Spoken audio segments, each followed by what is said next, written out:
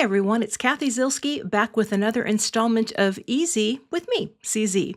Today I'm going to show you how to match up your focal image and your background. Even if they're not exact matches, you can always look for products with the same theme. Let's take a look at what I'm using today. I've got a bunny die. I've got some sentiment strips that I'm going to cut out with my Easy Strips Rectangles die. And I've got a bunny themed folder for embossing that pattern on.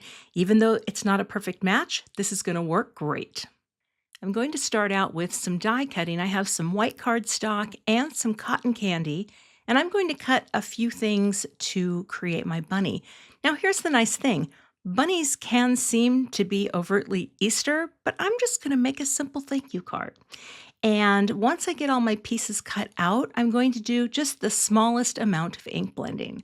One of the things I love about a small die with just a few pieces is that they're very easy to assemble. They don't take a lot of time, and they don't take a lot of skill to do simple ink blending. So now that I have all my pieces, what I'm going to do is get out a few inks, just a pink and a gray, and I'm going to add some color to the die cuts. I'm going to put a little bit on the scarf, and I already put a little bit on my ears off camera. Kind of forgot to film that one, but you see how it's kind of a blendy pink over there? That's going to be behind the white die cut, and it's going to look really cool. I also have a little belly, and what I'm going to do is glue this on. So sometimes when I'm trying to get glue onto little delicate areas, I'll just put it down on my gray grip mat. This is some of the grip media mat from Tim Holtz that I cut down, because then it's really easy just to drag my die cut through and add the glue. But see how cute the ears look with that little bit of a blend happening? It looked so mucky before you put it all together, but then it looks really good. I've got the pink nose, and I'll pop that right in. And then I also am going to go with a fog cardstock for the eyes. I thought that looked better than just doing a stark black. Now here, as I'm adding the little gray part, the little belly, I thought it was a belly, but I guess it could be like a gumdrop or maybe an egg. It could be whatever you want it to be. He's definitely holding it. I just thought it was cute as like a belly, But it can be a gumdrop, you decide. Now I'll add the scarf, and it's just got two simple pieces. I just want to make sure they line up correctly. So the part that comes down, we'll glue right there, and then I'll add a little glue to the top part and tuck that right underneath his little neck. Next, I'll take a piece of cotton candy cardstock, and I've trimmed this to be 3 3/4 by 5 inches, and I'm going to emboss the bunny pattern into this paper. The sandwich that I like to use for the Simon 3D folders is one clear plate and the embossing folder itself, and then I run that through my Griffin Empress machine. Sometimes you might need another sheet of cardstock or a shim, but this works really well for my machine. And look at my cute bunny theme background that, again, it's not a perfect match, but it's going to look so cute when it's all done. Now I can line up my Easy Strips Rectangles die right over this sheet of sentiments and cut them all out at once. And what's great is then I can stick those into a pocket.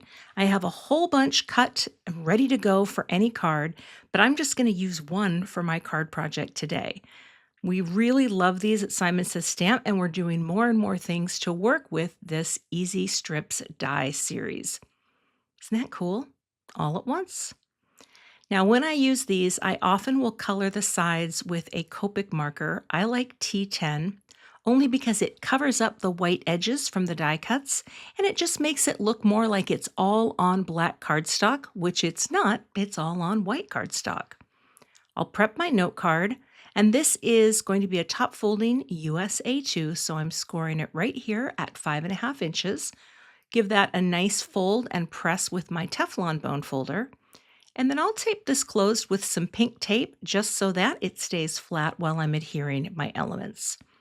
I have some Big Mama foam tape on the back of my panel, and I'll pop it down with a nice little margin surrounding all that pink. I used regular foam squares on the back of my bunny, and he or she will also get popped up on the card right in the center. For the greeting strip, I did put some thin foam squares here on the back. I wanted it to have a little dimension, and I like having both thick and thin options because sometimes you just don't need to pop up the full way. So having both depths of foam square is really nice. And then this just gets popped right at an angle, right over his belly. And I've created a very simple, springy, bunny-themed card that's a thank you card, so it's not necessarily overtly Easter, but we have created this connecting theme using a background panel and a focal image that, while they are not exactly the same, they work together beautifully.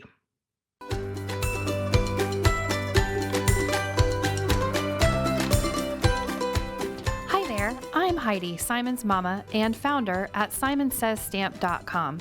Thank you so much for watching our video. If you like what you just saw, be sure to press the thumbs up and subscribe to see more great content.